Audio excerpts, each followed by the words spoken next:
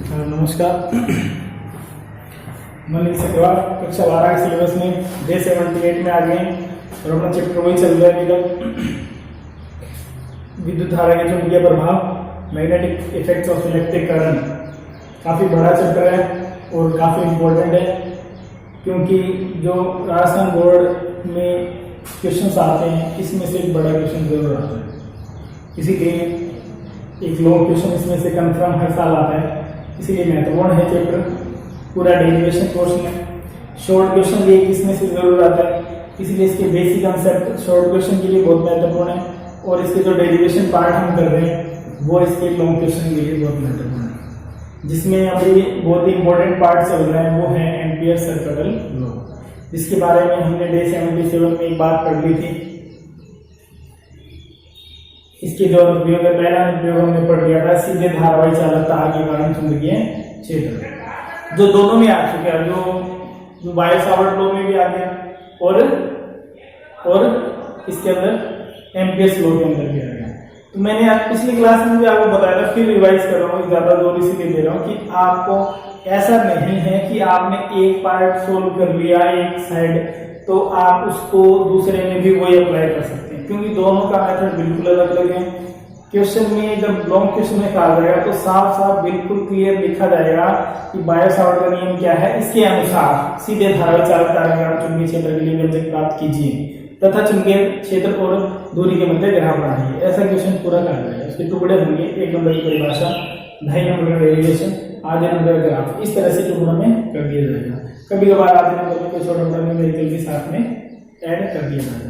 तो जो कहा गया वही करना है। अगर आपको यूं लगे भाई ये एम्पियर सर्किटल लॉ वाला तो बहुत इजी था और वो तो बहुत मुश्किल अपने इसको याद कर लेते हैं, उसमें भी ये चिपकाते हैं, तो वो ऐसा चिपकाने वाला काम इसके अंदर नहीं चलेगा। आपको जैसा पूछा गया उसी के अनुसार इसको सोल्व करना पड़ेगा। अब अपने इसमें दूसरे पार्ट में आते हैं। इसका दूसरा और सबसे महत्वपूर्ण और मोस्ट इंपोर्टेंट टॉपिक है, यानी ये मान लें कि एम्पियर सर्किटल लॉ का सबसे महत्वपूर्ण एक मोस्ट इधर हो गया है, ये बहुत महत्वपूर्ण टॉपिक है, बहुत ही महत्वपूर्ण टॉपिक है। इसीलिए इसको थोड़ा अच्छी तरह से जरूर क्लियर कर लें। चांसेस जब एम्पियर सर्किटल लॉ आता है तो मोस्टली चांसेस इसी टॉपिक के रहेंगे कि इनमें से अगर आए इसके एप्लीकेशंस में तो मैक्सिमम चांसेस ये है कि वो इसी क्वेश्चन को घुमा के आगे दे दें या सीधे सीधे दे दें या कैसे भी दे दें। ये पार्ट सबसे ज्यादा आने के चांसेस है। अब इसको शुरुआत करते हैं, पढ़ते हैं इसके बारे में।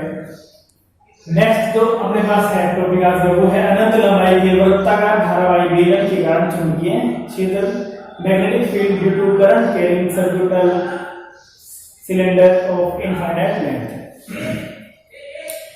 बेलनाकार धारावाही बेलन है, इसको तार भी कह सकते हैं, अनंत लंबाई की धारावाही तार ऐसे भी कह सकते हैं तार के बाद। लेकिन सीधा साधा तार कहते हैं तो एक अलग कंडीशन है। अगर आप तार के अंदर की कंडीशन कहते हैं, देखो दोनों में अंतर है थोड़ा सा, किताबों में ये बात नहीं है। तार के अगर अंदर ज्ञात करने के लिए कहते हैं तो फिर आप तार नहीं है, वो सिलेंडर है। अब सिलेंडर और तार में क्या अंतर होता है? तार जो होती है उसकी लंबाई की तुलना में उसकी मोटाई नगण्य होती है, वो तार होती है। इसका मतलब तार के अंदर नहीं जा सकते हम, उसके अंदर की स्टडी नहीं कर सकते क्योंकि मोटाई नेग्लिजिबल होती है, तो उसके अंदर ज्यादा डिस्टेंस नहीं रहती, उसकी रेडियस बहुत कम होती है वो भी बेलनाकार।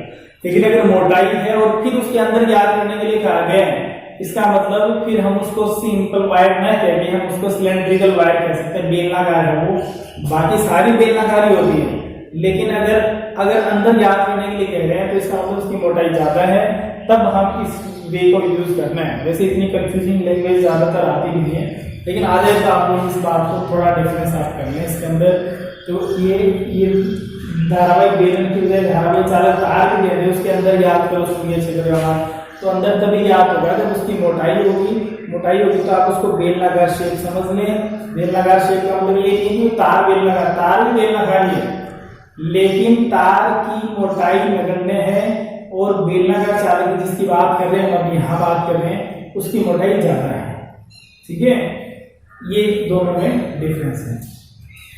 अब इनमें सोल्व करते हैं। अनंत लंबाई की धारावाही बेलन के कारण चुंबकीय क्षेत्र। तो सबसे पहले कल्पना कर लेते हैं एक धारावाही बेलन। धारावाही का मतलब सब में धारावाही वर्ड यूज इसलिए करते हैं कि कोई कुछ अलग नहीं, और कोई कहते हैं कि इसके अंदर तो ये लकड़ी का बेलनाकार स्ट्रक्चर है तो उसमें तो करंट फ्लो नहीं हो सकता, तो मैग्नेटिक फील्ड नहीं होगा। तो फिर तो क्वेश्चन ही खत्म हो गया।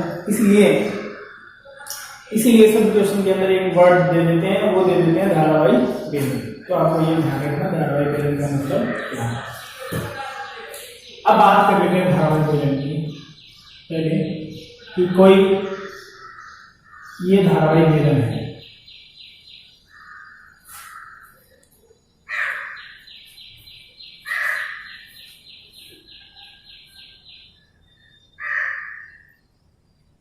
ये धारावाही बेलन है,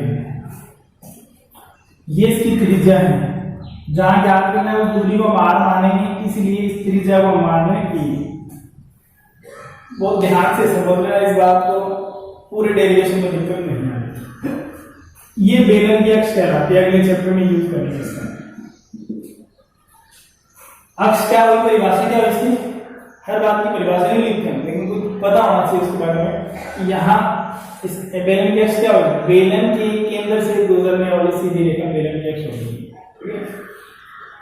ये इसका एरिया ऑफ क्रॉस सेक्शन है, ऐसे बात एरिया ऑफ क्रॉस सेक्शन, अनुप्रस्थ काट का क्षेत्र। ये इसका अनुप्रस्थ काट है,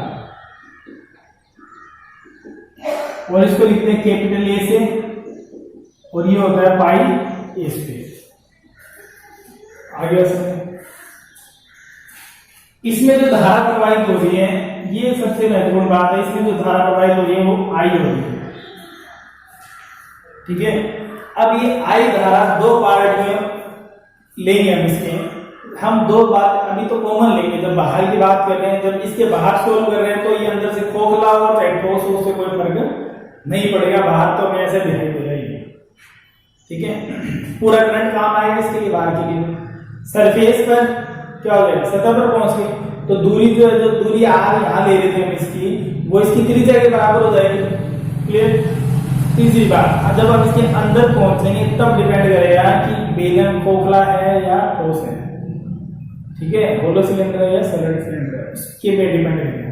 क्योंकि अगर खोखला है, अंदर से खाली है, इस तरह से जैसे खोखली होती है ना, खोखला में आग जलाने से, तो उसके अंदर खोखला है, तो खोखले में तो क्या होगा, करंट तो मीडियम की जरूरत रहती है करंट को, तो अंदर खाली भाग में करंट नहीं होगा। करंट नहीं होगा तो मैग्नेटिक फील्ड भी नहीं होगा। लेकिन अगर ठोस है तो वहां करंट होगा। जितना पार्ट यूज करेंगे उतना करंट होगा उसके अंदर।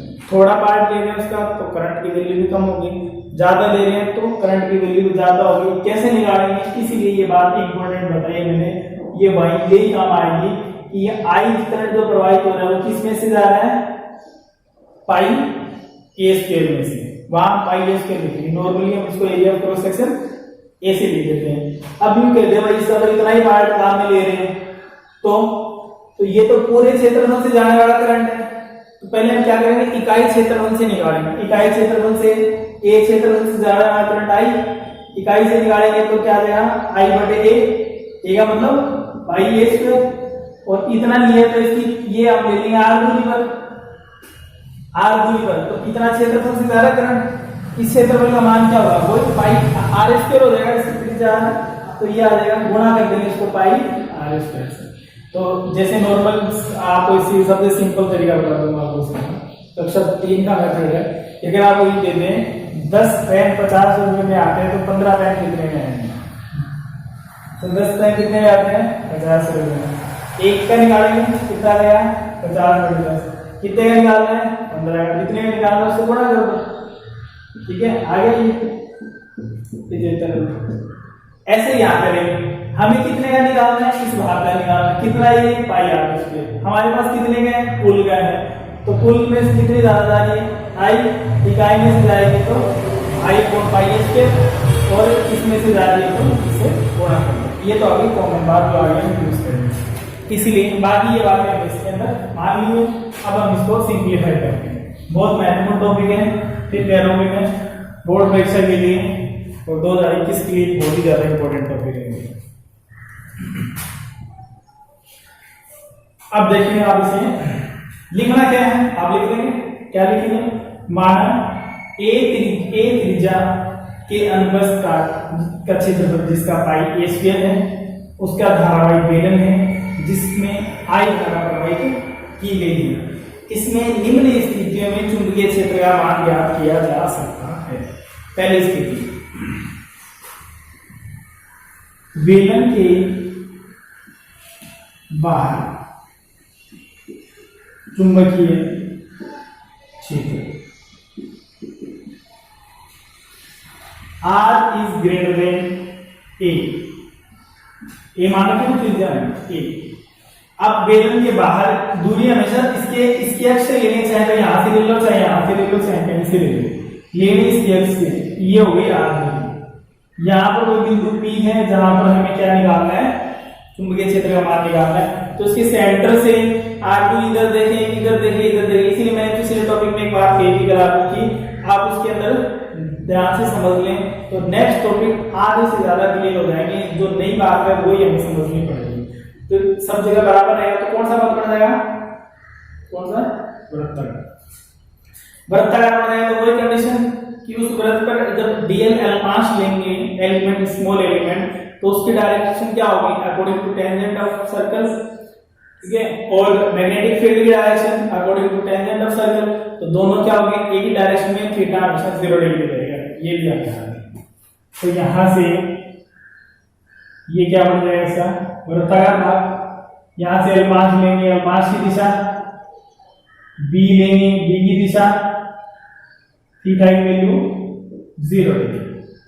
आगे अब इसके अंदर क्या लिखना है, थोड़ी सी थ्योरी लिखिए तो ज्यादा एक दो लाइन में लिख सकते हैं। क्या लिखेंगे कि माना बेलन की अक्ष से r दूरी पर बेलन के बाहर कोई बिंदु P है जहां हमें चुंबकीय क्षेत्र का मान ज्ञात करना है। बस अब आगे क्या लिखेंगे, एम्पीयर के नियम से बाय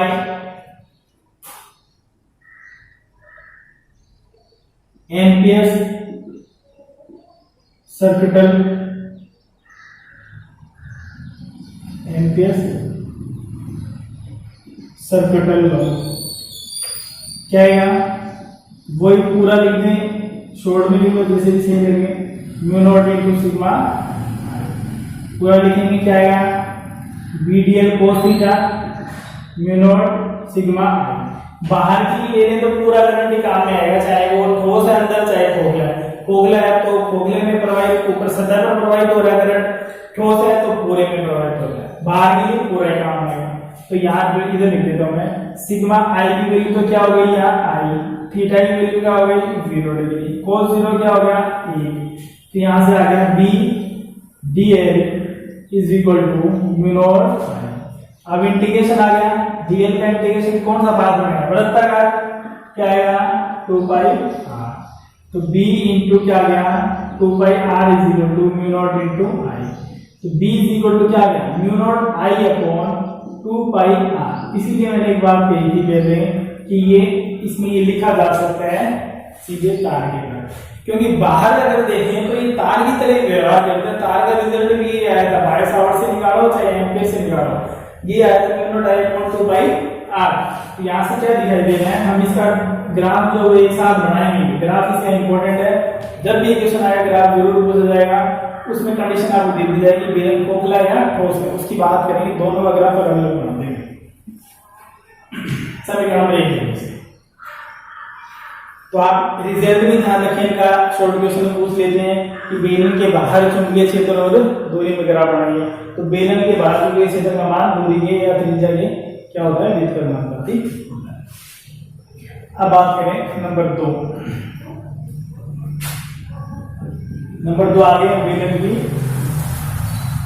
सतह।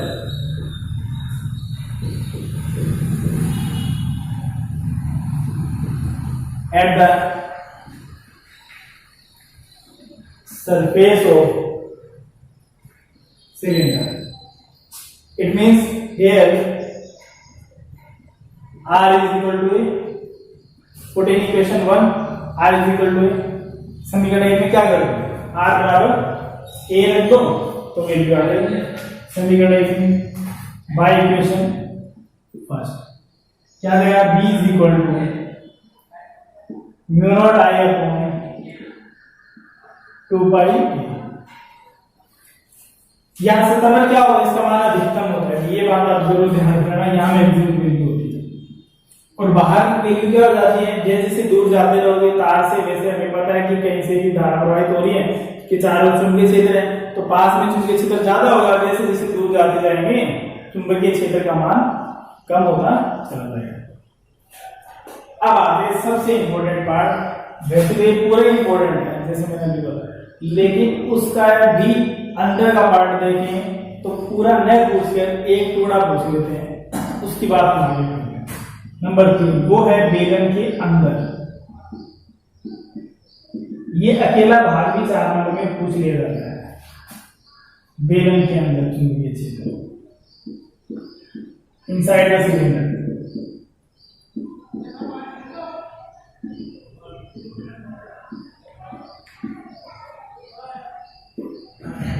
here r is less than a। अब इसमें भी दो स्थितियां हो सकती है, यहां दो स्थितियां हो सकती है, एक बेलन खोखला हो और दूसरा बेलन ठोस हो। फर्स्ट, यदि बेलन खोखला हो,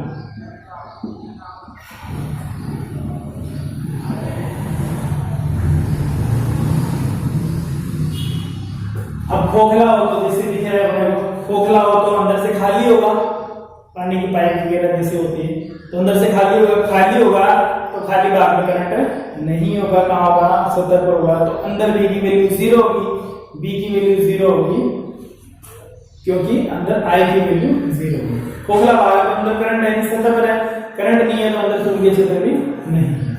ठीक है, तो बात करेंगे इसमें वही BDL cos theta is equal to mu naught into I, तो यहां सिग्मा आई की वैल्यू क्या होगी 0। चाहो तो आप ये लिख सकते हो, यहाँ खोखले बेलन के अंदर विद्युत धारा प्रवाहित नहीं होती है, केवल सतह पर होती है। ये एक लाइन आप लिख लेना इसमें। तो BDL इज इक्वल टू क्या आ गया, ये तो 0 है, cos theta can't be, BDL is equal to 0, DL can't be 0। भी हमने कोई काल्पनिक पृष्ठ मान लिया, बंधपथ मान लिया, अंदर भी ले रहे हैं तो अंदर भी वही कंडीशन होगी। ये अंदर जैसे यहाँ पढ़ा रहा हूँ ये r दूरी पर कोई बिंदु P है, तो अंदर भी इसकी अक्ष से r दूरी पर इधर इधर इधर सब तरफ अंदर हो सकता है, तो अंदर तो फर्क तो वही पड़ेगा, तो थीटा तो वही 0 डिग्री आ जाएगा, लेकिन अंदर करंट की वैल्यू है ही नहीं, आई नहीं है। इसीलिए अल्पांश की बात करें तो अल्पांश तो हम कह ही रहे हैं, अल्पांश है कि इसको कहीं पर भी लिया जा सकता है, यहाँ ले लिया, यहाँ ले लिया, तो अल्पांश कांट भी 0, अल्पांश तो 0 हो ही नहीं सकता, उसकी वैल्यू क्या है, अल्पांश थोड़ी वैल्यू में मान के चले कि थोड़ा सा मान है, थोड़ा सा इसका मतलब 0 तो नहीं है, तो क्या होगा DL can not be 0, so B will be 0। तो यहां से रिजल्ट क्या हो गया, खोखले बेलन के अंदर, खोखले धारावाही बेलन के अंदर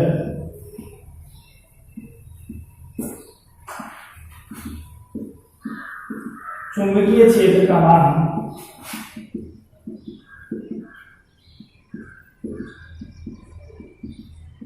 शून्य होता है। अब लेते हैं अंतिम पार्ट इसका, यदि बेलन ठोस हो। उससे पहले हम इसका ग्राफ बना लेते हैं, B में R में ग्राफ। देखो बाहर के लिए तो ठोस देते चाहे खोखला दे, बाहर के लिए और सतह के लिए सेम है, बाहर दूरी के व्युत्क्रम मान बाकी होगा और सतह पर अधिकतम होगा, अंदर के लिए इसमें क्या हो गया 0 हो गया। तो अंदर इसका ग्राफ ऐसे ही आएगा जैसा हम पहले बढ़ा चुके विद्युत क्षेत्र में, कि ये तो क्या होगा, ये तो सेंटर है, केंद्र दिखाई दे रहा है, ये देख लेता हूं मोबाइल में।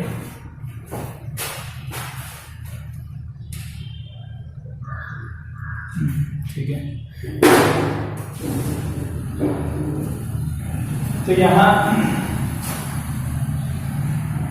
ये तो सेंटर है, ये सतह मान लीजिए r बराबर है, इधर r ग्रेटर देन है, इधर r लेस देन है।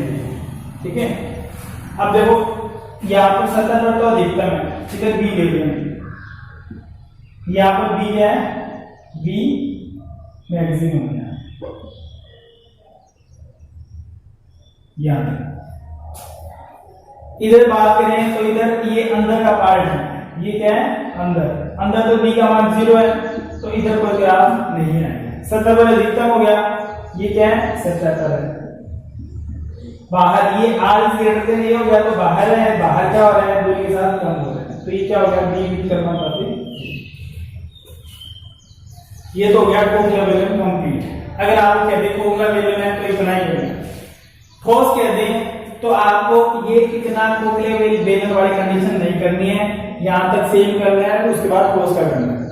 और तीसरी सबसे महत्वपूर्ण बात कि ये इतना हमने किया इसमें से कुछ नहीं देते हैं, सिर्फ जो अब बात करेंगे उसको अलग से क्वेश्चन बना के दे देते हैं कि बेलन के अंदर चुंबकीय क्षेत्र का मान ज्ञात कीजिए यदि बेलन ठोस है, धारावाही बेलन ठोस है। और ये भी दे देते हैं कि त्रिज्या a है या इसकी त्रिज्या a है और r is less than from a। ये नहीं लिखते कि अंदर है, और ये लिख देते हैं r is less than from a, जहां r बेलन की अक्ष से दूरी है और इसके लिए चुंबकीय क्षेत्र का व्यंजक प्राप्त कीजिए यदि धारावाही बेलन ठोस हो तो आपको कुछ नहीं करना, बेलन के अंदर का पूछ रहे हैं तो अंदर का याद करना है क्योंकि काफी बड़ा टॉपिक है, तो एग्जाम में भी इसको कुछ पार्ट पूछते हैं, जितना पूछा गया वो ध्यान रखना, उतना ही सोल्व करना है। एम्पियर्स लॉ सबसे पहले हमें बताना है इसके अंदर कि एम्पियर्स लॉ क्या है। अब इसका हम लास्ट पार्ट सोल्व कर लेते हैं, फिर ये टॉपिक कंप्लीट हो गया और फिर कह रहा हूँ शायद चौथी बार ये बात बहुत ही महत्वपूर्ण टॉपिक है। नेक्स्ट लेते हैं इसका बी पार्ट, यदि क्या हो बेलन ठोस हो।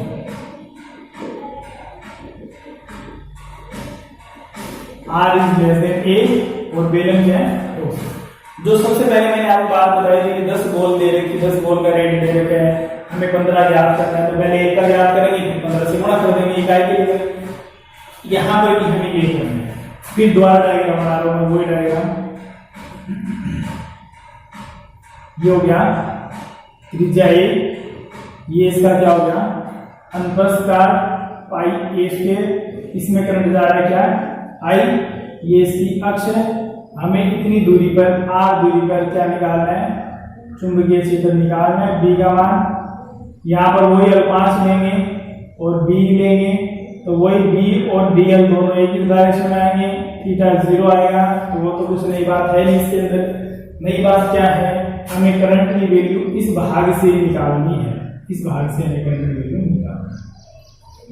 अब इस भाग का क्षेत्रफल क्या होगा पाई r स्क्वायर, दिखाई दे रहा है सबको। अब देख लेते हैं आगे, सोल्व करते हैं इसको वही एम्पियर के नियम से। बी डी एल पूरा लिखो तो mu naught sigma B D L cos theta mu naught sigma, सभी को सोल्व कर लेंगे समीकरण से। नेक्स्ट यहाँ तक होगी, 2 तक होगी, 3 लेते इसे। अब देखें क्या करें, सिग्मा आई का मान निकालना, यहाँ हमें आई का मान निकालना पड़ेगा कि कितना है आई। दूसरी बात थीटा 0 डिग्री कोस 0 1 हो गया, बाकी कोई बात नहीं, समाकलन को तैयार है, वो भी कोई बात नहीं। सिग्मा आई इंपॉर्टेंट है, सिग्मा आई कैसे निकालेंगे देखो, पाई पूरा लिख देता हूं, जैसे मैंने वो सिंपल बात की थी तो दिक्कत क्या है, पाई ए स्क्वायर क्षेत्रफल है ये से पर वाई धारा कितनी है, कुल धारा है आई है, इतने में से जा रही है पूरी धारा। इकाई क्षेत्रफल से कितनी जाएगी आई अपॉन पाई ए स्क्वायर, और पाई आर स्क्वायर से कितनी जाएगी आई अपॉन पाई ए स्क्वायर गुणा पाई आर स्क्वायर। पाई से पाई कैंसिल हो गया, वैल्यू आ गई I R square upon A square, और इसी को ही नाम देते हैं सिग्मा आई, ये है सिग्मा आई। दूसरी बात फिर लिख देता हूं, यहाँ थीटा बराबर 0 डिग्री है, कोस 0 बराबर 1 है। इधर वाला पार्ट में मिटा देता हूं, लिख लिया हुआ, नहीं लिखा है तो बैक करके बाद में आप स्क्रीनशॉट लेके लिख लें, चाहे देख के लिए। वैसे जब हम सोल्व कर रहे हैं तो बहुत इजी वे में करते हैं, कोशिश करें कि एक बार पहले आप इसे समझ लें, दूसरी बार फिर देखें और फिर आप कैलकुलेशन के साथ साथ कैलकुलेशन खुद करें। बार बार इस बोर्ड पे देखने की नौबत नहीं है। एक बार आप समझ लें, पहले देख के कैसे कैसे प्रोसेस हुए हैं, कहाँ कहाँ कैलकुलेशन हुई है, कहाँ कोई नया फॉर्मूला यूज हुआ है उसको लिख लें। फिर दोबारा जब देखें तो देखें कम और सॉल्यूशन पूरा को खुद करने की कोशिश करें। जहाँ समझ में नहीं आ रहा है वहाँ थोड़ा भी दोबारा इसको देख लें। अब इसको सोल्व कर लेते हैं। समीकरण 3 से क्या दिया, BDL is equal to mu naught as it is, इसकी जगह क्या रखेंगे I/R² अपॉन A²। अब वही यहां DL का मान क्या होगा 2πr कर लिया, बहुत बार रख दें। अतः B into 2πr is equal to mu naught I/R² upon A²। R से एक R कैंसिल हो गया, B इज इक्वल टू आ गया mu naught upon 2π I/R upon A²। A तो त्रिज्या कांस्टेंट है, तो B का मान किसके समानुपाती है, R तो चेंजेबल वैल्यू है। पहले R A हो गया, R ग्रेटर देन A हो गया, R अंदर चला गया, तो R तो बदल रहा है हर जगह। इसलिए किस पे डिपेंड कर रहा है, R पे डिपेंड कर रहा है। और कैसे डिपेंड कर रहा है R पे, कैसे डिपेंड कर रहा है कि R के समानुपाती है। अब इसका ग्राफ होगा। अब देखो ये एक कैलकुलेशन अलग कैलकुलेशन हो गई, तो इसी में पूछ लेते हैं कि एम्पियर का परिपथ नियम समझाइए। और क्वेश्चन मैं आपको बताता हूं किस वे में, यदि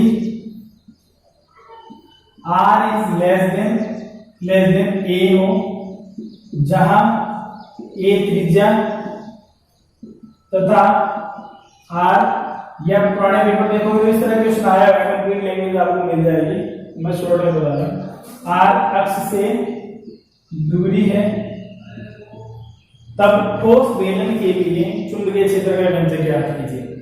यहां नहीं लिखेंगे बेलन के अंदर, लेकिन ये बता देगा कि बेलन के अंदर A त्रिज्या है और R दूरी है अक्ष से। अक्ष कहां होगी, बेलन के अंदर होगी। त्रिज्या क्या होगी, मैक्सिमम होगी, वहां से उसके सतह का अनुप्रस्थ काट देंगे तो वहां से मैक्सिमम। तो R क्या हो गया, A त्रिज्या से छोटा है तो अंदर ही होगा, इसीलिए इस वे में जो क्वेश्चन है वो दे दिया जाता है। अब अपने इसके ग्राफ की बात करते हैं, तो ये अलग से भी बहुत बार पूछा जा चुका है, इसीलिए जब ये कंडीशन पूछ जाए तो अकेली ये कंडीशन भी पूछी जा सकती है, इसीलिए ये कंडीशन भी महत्वपूर्ण है। इसीलिए ये टॉपिक बहुत महत्वपूर्ण है, क्योंकि घुमा फिरा के 2 3 4 तरीकों से क्वेश्चन को पूछा जा सकता है। ग्राफ लें B बार में, ध्यान रखना कि हमने मिक्स नहीं किए हैं ग्राफ, हमने खोखले के लिए अलग बनाए हैं, ठोस के लिए अलग बनाए हैं। ठीक है, दोनों एक साथ नहीं आएंगे, दोनों एक साथ आ जाए बाई चांस कोई कभी भी आ जाए तो आ जाए, तो खोखले के लिए अलग बना लो, तो ठोस के लिए अलग बना लो।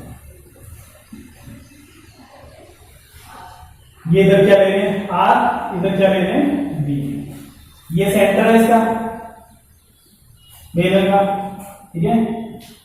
ये सतह या R और A क्या है, बराबर है। इधर R लेस देन A है और इधर R ग्रेटर देन A है।